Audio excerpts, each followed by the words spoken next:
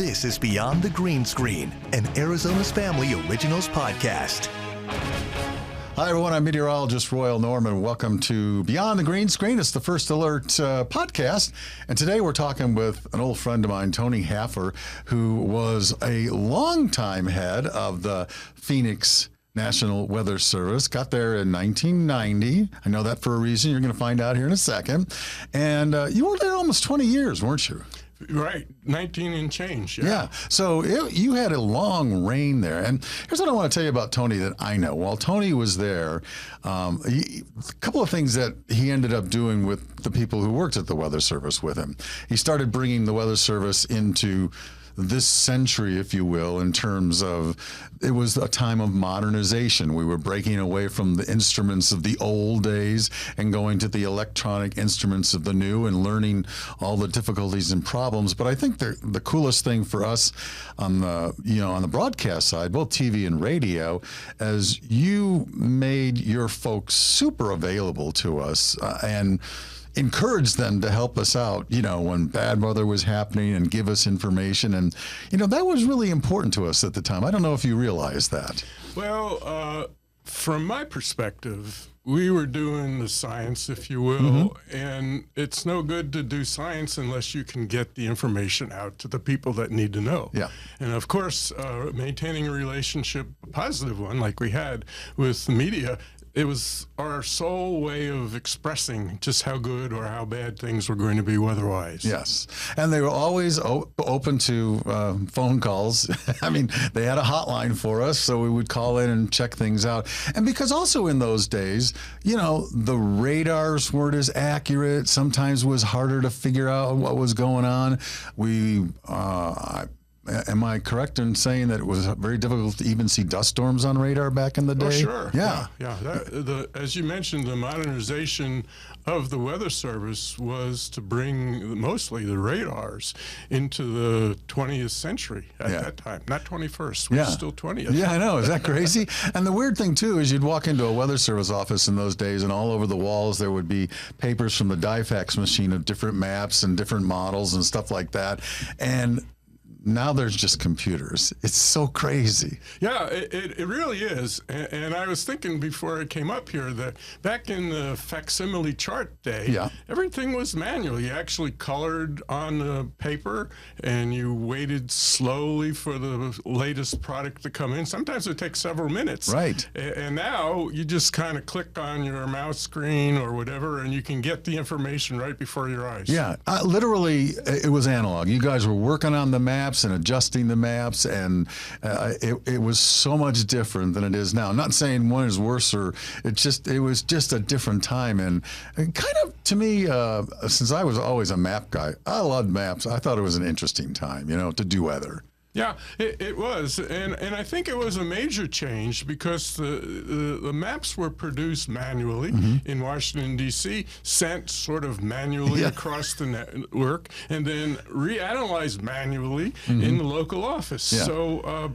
it was very time-consuming to get the latest information. We're hours behind. Yeah, and there wasn't much computer interface at that point other than, I would say, observations. Is that correct? Mostly observations? Were computers giving you insight into what was going on in the atmosphere in those days, or was it just observations? No, the computers all were at the National Weather Center in Washington, and that's where the models ran and where the to-be facsimile products were generated. So it was computer-based, but their computers were slow. It would take hours, literally, for a model run to occur. So you get the observations at 12Z, and you have to wait until maybe 13, 14Z before you see what the model thinks is going to happen. But people are out there, and they're getting wet. The storms are jetting in. You have to go with it. Yeah, it's pretty crazy. And just the resolution to me. Remember the resolution of the satellites back in the day?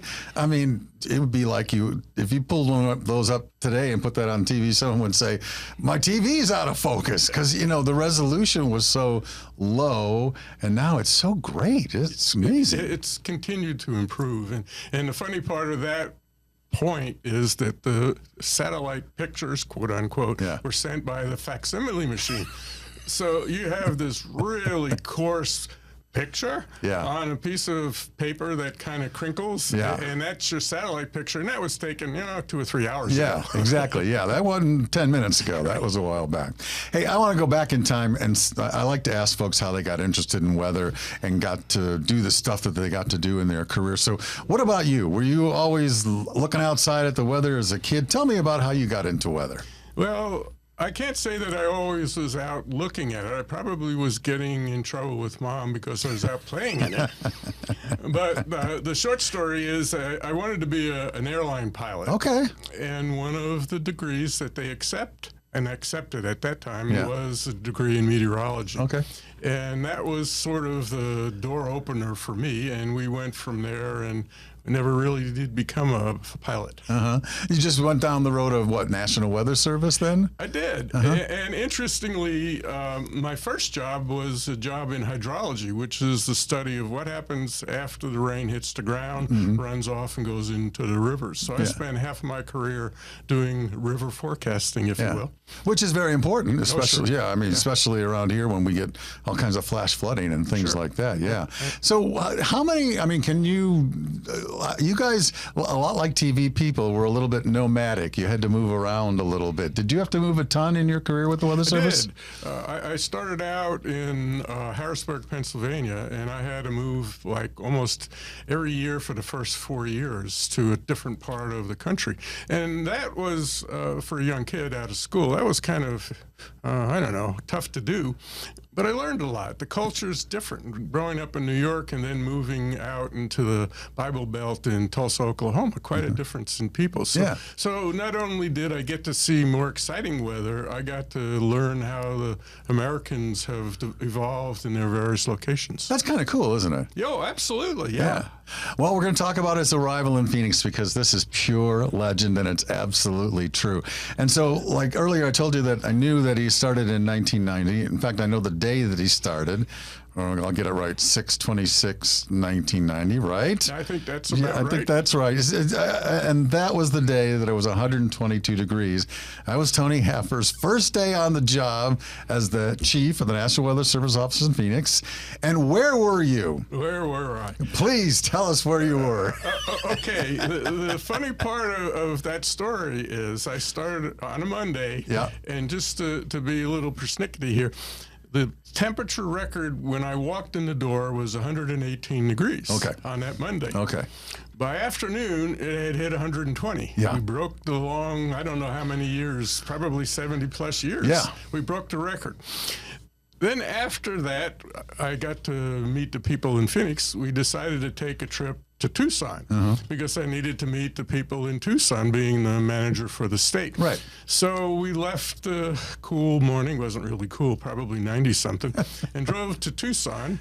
And by the time I left Tucson, the temperature record, which I think was like 115 or 117, we broke down there while I was there. Oh, boy. So there was like 4 of us driving back and forth between Phoenix and Tucson in a compact car with record-breaking temperatures. Lovely. So we break the record in Tucson, get in the car, go back to Phoenix, and guess what? All these TV cameras and what have you are focused on the temperature at Phoenix because the airport was closed. It was above 120 because they didn't know what the characteristics of the aircraft was, so they just shut everyone down. And we broke the record we set the day earlier of 122. So my first 2 days, I broke 2 long-standing records, at least one long-standing record, and then broke it again. Yeah, and then you broke 2 more daily records after that. The temperature went down. I think it went 120, 119, something like that. Oh, it got cool but there fast. it got cool fast. There were 4 straight days of record temperatures, as I recall. But I love that story because, like, day 1, Tony Haffer walks in, takes over, and we set 122, and we haven't really sniffed it since. We got close once, 121. 95, I believe. Yeah, but before the temperature gauges and all the thermometer stuff are where they are now. Yes. We had a run at it, but we didn't quite make it. So that's amazing. Think about that, 122 with the kind of, quote, urban heating that we've had, et cetera, and growth. And that's held for over 30 years. That's amazing, isn't it? It really is. And it's a brutal temperature. I can remember people asking me, well, how does it feel? And I said, it feels like you stand in front of your oven when you're baking something and you open a door. That's how it feels. Yeah, it's very, very hot. And I can remember, my experience was just the asphalt where I was. You felt like you were sinking into the asphalt because everything was so hot. So amazing day one. What'd you do on day two? Take a day off or what? I think they wanted to send me back. Yeah, exactly. Well, yeah. Then you said the next morning you were up early doing media interviews all around the country because Phoenix was, we were the hot spot, 122, and so that was in the news, huh? Yeah, we got to do some real early morning stuff because it was, I don't know for sure, but I think it was the hottest, certainly major city in the nation. So, I think it still is, yeah. Now, tell us where that thermometer, that what would you call it, that weather station was located, because my recollection is your office was off Buckeye to the west of the airport, kind of on the west side of the airport. Yes. And this weather station was in the middle of a parking lot behind a fence with gravel around it, and it wasn't all that big. Am I remembering it correctly? You're certainly remembering it really correctly. It was an interesting deal because, as you can imagine, ground space on an airport is very valuable. Yeah. And you can't get in the way of the airplanes for some reason. So we had this parking lot for the employees, and sort of in the middle of it, there was this, 20 by 20 gravel location with instruments that we had. And it was where the temperature records were set. Yeah. And where they were recorded on a daily basis. Yeah. Isn't that amazing? It is. And in those days, we had talked about this before we started the podcast. In those days, we were just starting to see the electronics coming in, but you still had a Mercury MinMax thermometer out there, didn't you? Oh, absolutely. For decades, literally, maybe a century, it was the standard for temperature. And the thermometers that the Weather Service, Weather Bureau used were precise, within a tenth of a degree. Yeah. So it was very valuable and consistent across the country. Yeah. I just always was amazed that there was that time, that era, there was two things going on: the electronics coming in, but let's just make sure the analog stuff is there just in case. Yeah, it was a transition period, clearly, and even those of us that have seen the advent of the personal computer, we used to use hand calculators, and if you go back far enough, slide rules and what have you, and now everything is computerized. Our phones are probably more powerful now than the mainframe computers back in the day in Washington, D.C. Yeah, and people can get hand-delivered weather information 24/7, although it's not always what they think it is because you don't know what vendor it's coming from, but they can get that 24/7. Shall we talk about the monsoon a little bit? I love to talk about the monsoon. This is the reason Tony is here. He is, besides the great story that your first day was 122, which is just an amazing story that will go down in the history of Phoenix weather forever. But Tony is the fella who I would say instrumented or helped to instrument the change from the old legacy monsoon, let's say, trying to figure out when it got to the valley, to the dates that we currently have. Did that in 2008, if I'm correct. Does that sound right? Yeah, it does. It does. 2008. And so now we call the monsoon June 15th to September 30th. And, which is, kind of an easy thing to do. Now, I'm going to give a little background, folks, so bear with me. Tony, bear with me as well. There were all kinds of people back in the day that were trying to figure out when we should call it the monsoon. And you'll remember some of these names. Robert Ingram, trying to figure out, what should we call the monsoon? Mr. Ten Harkle, he had a monsoon index, which was based on the number of stations that were reporting rain versus the number of stations in the state. And then came this dew point thing, which was the legacy definition of the monsoon, which we all used to wait for eagerly, which was average dew points of 55 or more for 3 consecutive days at Phoenix, and we would consider that the monsoon had started. And that came in, correct me if I'm wrong, my memory is it came in a little bit because it coincided, it wasn't just like a random number, but it coincided with like an inch of precipitable water at some level of the atmosphere that was deemed, okay, it's kind of like the tipping point more toward rain or more not. Does that sound familiar to you? Yeah. There has been discussion exactly why that came up, but that was the most understandable definition that when the precipitable water above Phoenix was an inch, then the propensity for storms increased. Did it increase a lot from 3/4 of an inch to an inch? Probably not. Right. But you had to have some starting point, and it was decided 1 inch is a good one, and 55-degree dew point is close to a 1 inch. And of course, we got to throw in, it needs to be 3 consecutive days, otherwise you don't have enough in the air mass. Yes.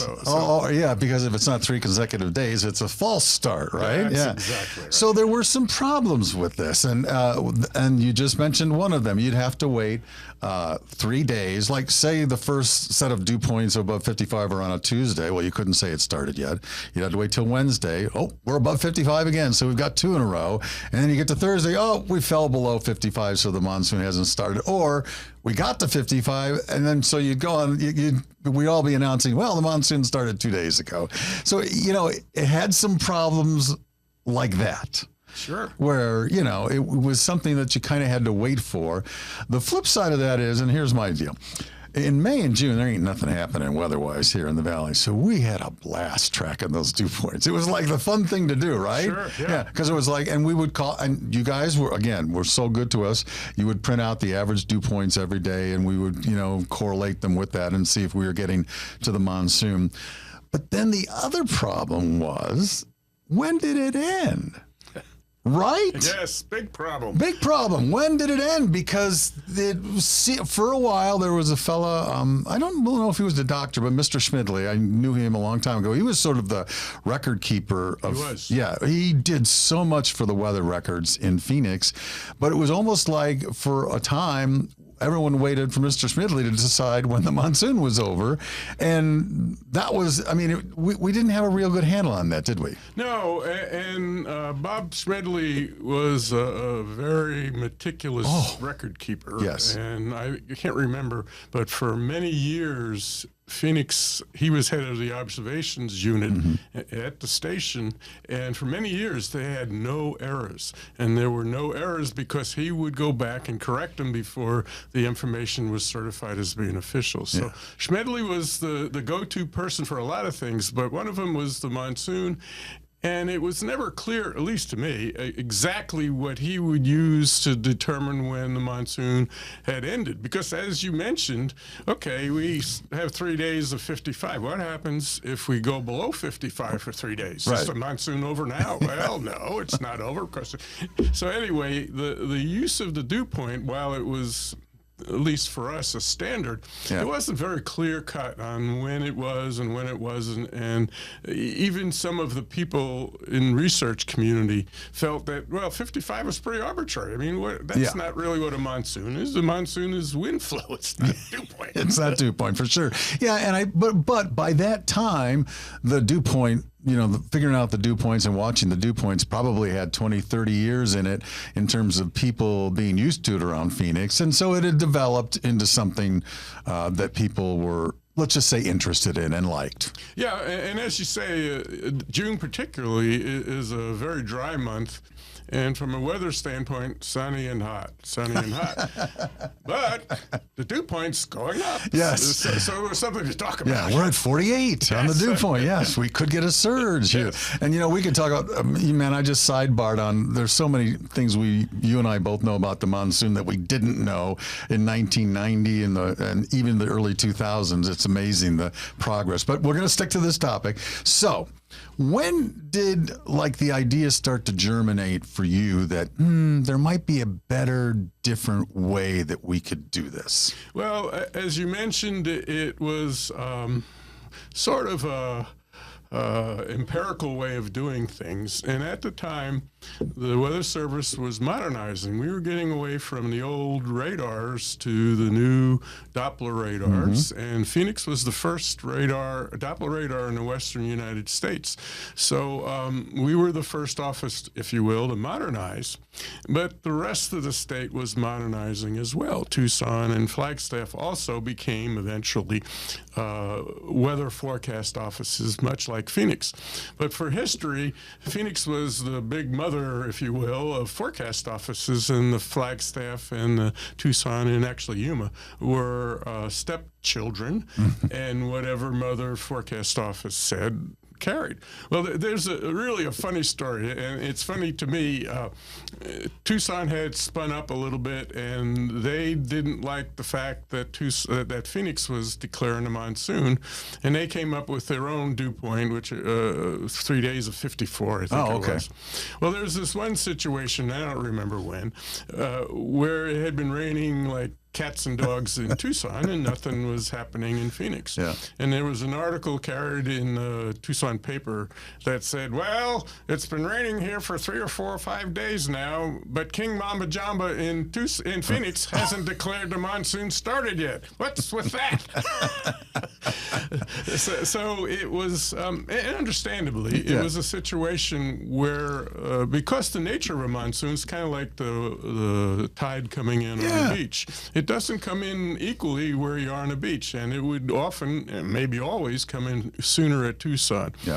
So based on that, we got our meteorologists in charge people together and said, hey, maybe we ought not to use Phoenix as the place. And by the way, the reason that the 3 days at Phoenix mattered is because that's what it took for statewide to be thunderstorms.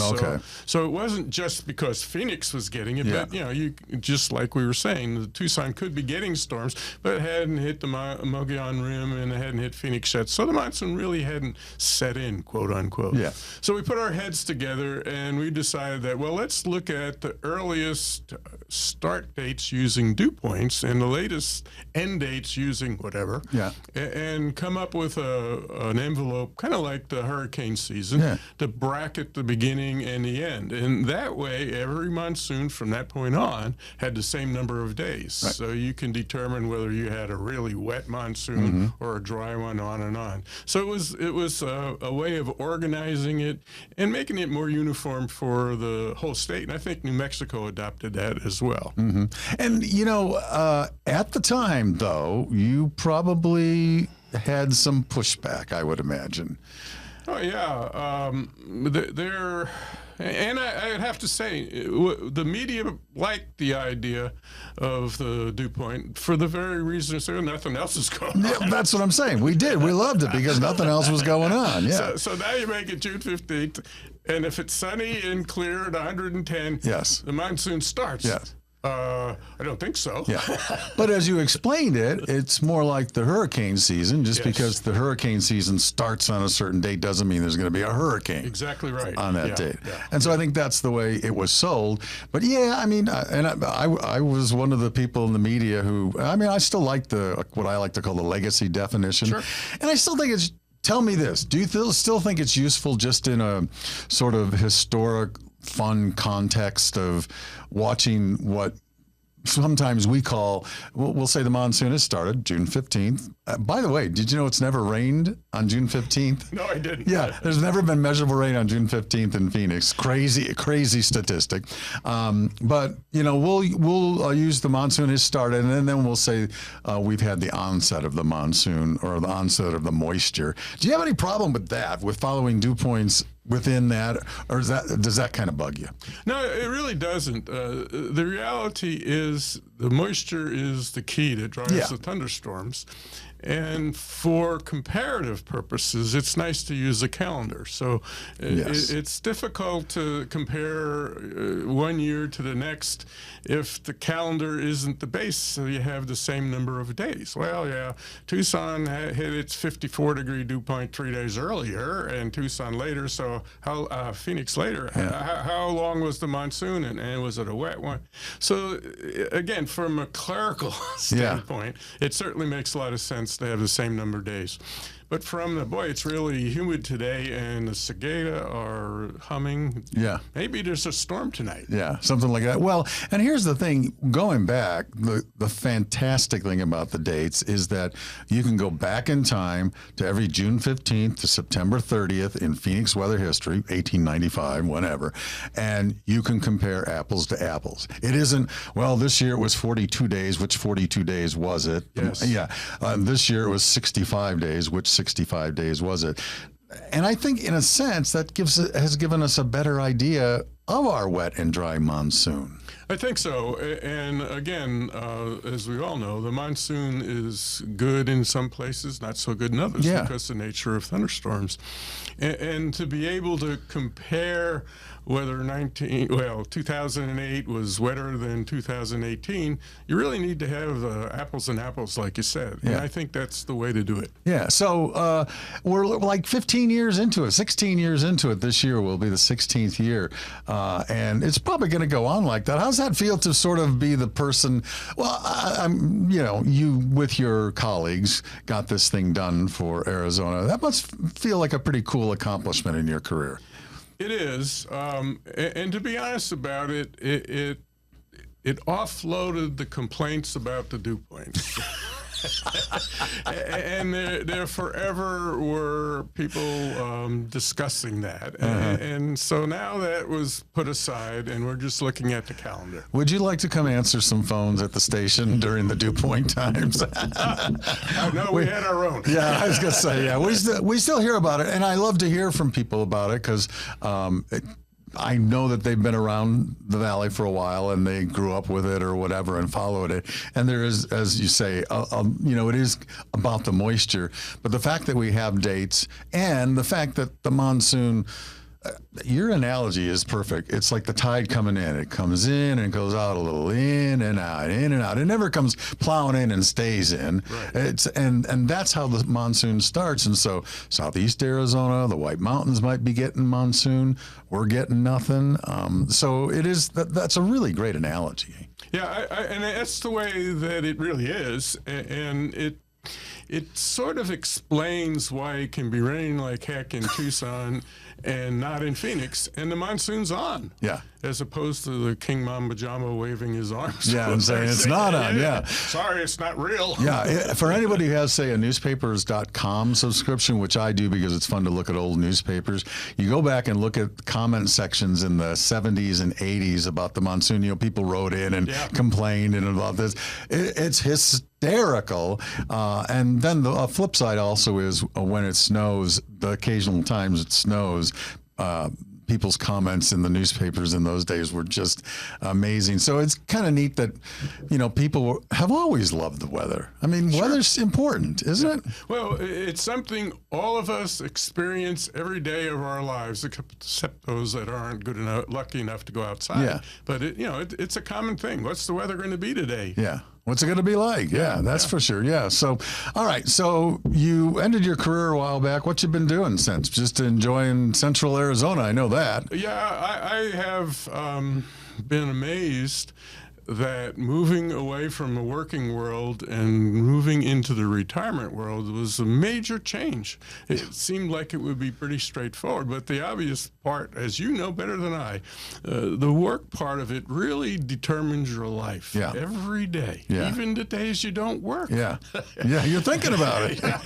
So the retirement part is what I've been doing. It's like, okay, I may do that today, I may not. So we live in a retirement community, pretty active one, and believe it or not, I've been playing softball for 15 years. Wow, that's great. Yeah, that's great. With a bunch of old guys. Yeah. But it's kind of like when you were a kid. You went out in the lot and you played stickball or whatever. And so now the old people that did that are doing it with a softball. We're having fun. A little travel here and there, but mostly enjoying not having an agenda, not having a calendar, and little on the to-do list. So what do you think was the biggest thing you missed about being with the Weather Service? If it's not here in Phoenix, anywhere along the line for you. What's the thing that you think you'd miss? Well, the biggest thing that I miss is working with you and emergency managers, first responders, if you will, because those are the people that understand or still understand the nature of the business. It's not an exact science. I can't tell you that it's going to be raining on your wedding, which is questions we often got a month or a year in advance. Yes. But I can tell you that the likelihood is going to be this part of the state or this part of the month or this part of the week, and realize that you'll broadcast it to the masses, emergency management will take the appropriate measures, if necessary, to prepare for flooding or down trees, power lines, or what have you. So I miss working with, if you will, you guys more than the science part of it, because I felt like there was an accomplishment there. You talk with government, state, local, and you talk with the media, and you get feedback, and you create a bond, and that bond has been missing for quite a while. Yeah. And it's really a pleasure for me to be here today, because it renews the memories, if you will, of our days when we worked as a team. Yeah,